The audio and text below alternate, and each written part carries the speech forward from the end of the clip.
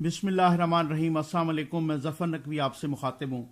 जनाब, आप जल्दी से हमारा चैनल सब्सक्राइब कर लीजिए, क्योंकि आज मैं आपको बानी पाकिस्तान कायद-ए-आज़म मोहम्मद अली जिन्नाह की ज़िंदगी के कुछ ऐसे दिलचस्प और अनमोल वाक़यात बताने लगा हूँ कि आप अश अश कर उठेंगे। और हर पाकिस्तानी ये वाक़यात सुनकर कमेंट्स में कायद-ए-आज़म जिंदाबाद और पाकिस्तान पाइंदाबाद लिखे बगैर नहीं रह पाएगा। कायद-ए-आज़म मोहम्मद अली जिन्नाह की ज़हानत का अंदाज़ा तो आप और काबिलियत का अंदाज़ा तो आप स्टैनली वुलपर्ट के इस कौल से लगाइए, जिन्होंने स्टैनली वुलपर्ट अमेरिकी हिस्टोरियन और बहुत बड़े मुसन्निफ थे, और जनाब उन्होंने जिन्नाह ऑफ पाकिस्तान किताब भी लिखी। स्टैनली वुलपर्ट लिखते हैं कि few individuals significantly alter the course of history, fewer still modify the map of the world. Hardly anyone can be credited with creating a nation state. Muhammad Ali Jinnah did all three. यानी चंद लोग ऐसे होते हैं जो तारीख का धारा मोड़ सकते हैं। उन चंद से भी कम लोग ऐसे होते हैं जो दुनिया का नक्शा बदल सकते हैं, और कोई इक्का दुक्का ही ऐसा होता है जो एक कौमी रियासत बना सकता है।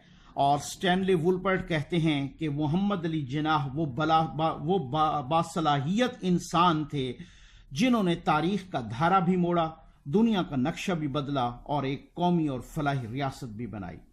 बच्चा बच्चा जानता है कि मोहम्मद अली जिन्नाह नज़्म ज़ब्त और पाबंदी वक्त के कितने पाबंद थे। 1 जुलाई 1948 को पाकिस्तान के मरकजी बैंक यानी स्टेट बैंक ऑफ पाकिस्तान की इफ्तिताही तकरीब थी। पाकिस्तान के गवर्नर जनरल यानी कायद-ए-आज़म मोहम्मद अली जिन्नाह को स्टेट बैंक का इफ्तिताह करना था। कायद-ए-आज़म अपनी अलालत के बावजूद मुकर्ररा वक्त पर तकरीब में तशरीफ ले आए। कायद-ए-आज़म ने देखा कि तकरीब के शुरका के लिए अगली नशिस्तें अभी खाली पड़ी हैं। कायद-ए-आज़म ने तकरीब के इंतज़ामिया को हुक्म दिया कि ये अगली नशिस्तें हटा दी जाएं। खाली कुर्सियां हुक्म के मुताबिक हटा दी गईं। बाद में आने वाले शुरका को खड़े होकर तकरीब का हाल देखना पड़ा, और आप हैरान रह जाएंगे कि उसके बाद आने वालों में बड़े बड़े सरकारी अफसरान, कई वज़रा और हत्ता के वज़ीर आज़म लियाकत अली खान भी शामिल थे, जिन्होंने खड़े होकर तकरीब का हाल देखा।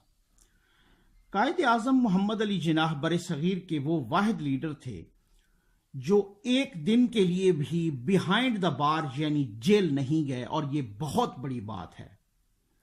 और इसकी सबसे बड़ी वजह यह थी कि कायद-ए-आज़म मोहम्मद अली जिन्नाह सख्ती से कानून और आइन पर अमल दरामद करते थे। क़याम पाकिस्तान से कबल अंग्रेज सरकार ने हिंदुस्तान में एक कानून पास किया, जिसके बाद ये कहा गया कि जिसके पास भी साइकिल है उसके आगे लाइट जरूर होनी चाहिए। एक मर्तबा कायद-ए-आज़म मोहम्मद अली जिन्नाह कुछ जवानों से बात कर रहे थे। आपने उन नौजवानों से पूछा कि कौन कौन पाकिस्तान में शामिल होगा। सब मुसलमान बच्चों ने हाथ खड़े किए। फिर कायद-ए-आज़म ने दूसरा सवाल किया कि किस किस बच्चे की साइकिल के आगे लाइट मौजूद है। सिर्फ एक नौजवान ने हाथ खड़ा किया। कायद-ए-आज़म ने फरमाया सिर्फ यही बच्चा पाकिस्तान जाएगा। बाकी नौजवानों ने जब वजह पूछी तो आपने कहा कि जो कानून पर अमल नहीं करता उसे पाकिस्तान में रहने का कोई हक हासिल नहीं होगा। कायद-ए-आज़म मोहम्मद अली जिन्नाह कानून और नज़्म ज़ब्त के पाबंद तो थे ही, बल्कि बला के ज़हीन भी थे। एक मर्तबा कायद-ए-आज़म मोहम्मद अली जिन्नाह मुंबई या बम्बे से दिल्ली या दिल्ली का सफ़र कर रहे थे। ट्रेन के फर्स्ट क्लास डिब्बे में सवार हुए। ट्रेन चली, लोग कम थे।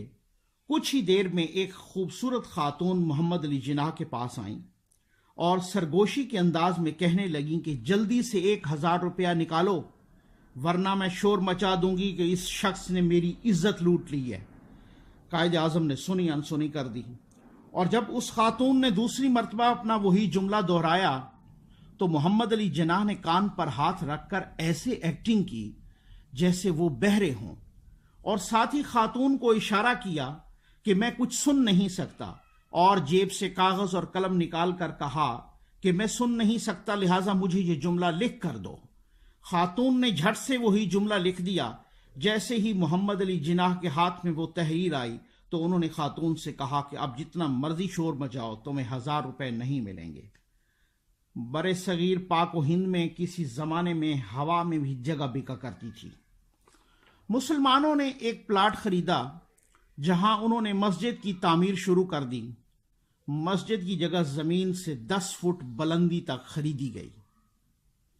اس 10 فٹ سے اوپر کچھ شر پسندوں نے جگہ خرید لی اور استبل تعمیر کرنے کا اعلان کر دیا۔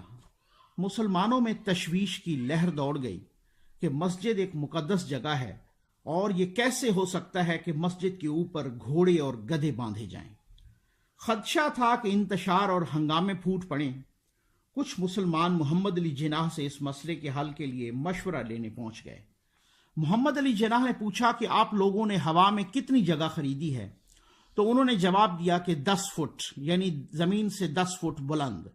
محمد علی جناح نے کیا ذہین اور ذہانت پر مبنی مشورہ دیا کہ تم مسجد کی چھت 10 فٹ کی بجائے 9.5 فٹ پر ڈال دو اور آدھا فٹ اوپر خالی چھوڑ دو، اور وہ آدھا فٹ تمہاری ملکیت ہوگی۔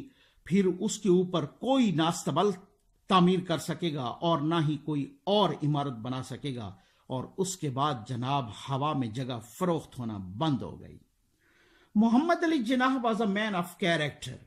یہ صرف زبانی کلامی بات نہیں، یہ کوئی ہوائی بات نہیں، بلکہ اس کے تاریخی حوالہ جات بھی موجود ہیں۔ ایک مرتبہ محمد علی جناح بامبے میں ایک انگلش کلب میں گئے۔ آپ نے تاش کی ایک گیم کھیلی۔ اس گیم کا نام تھا 4 fat.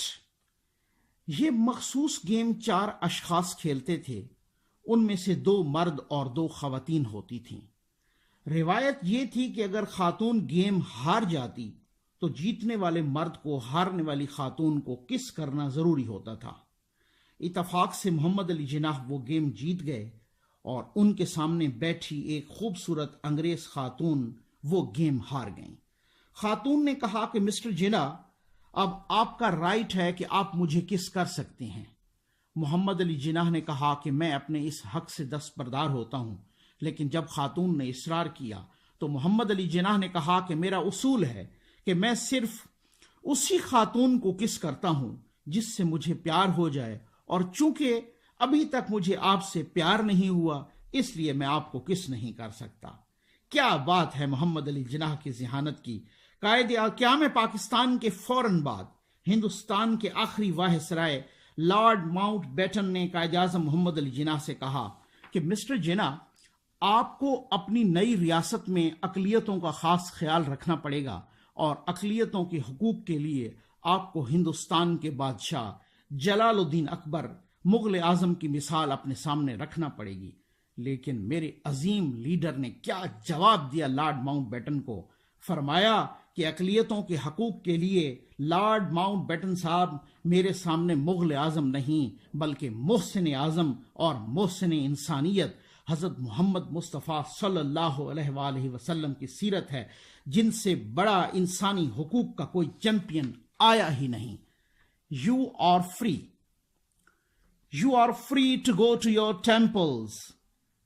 You are free to go to your mosques or to any other places of worship in this state of Pakistan.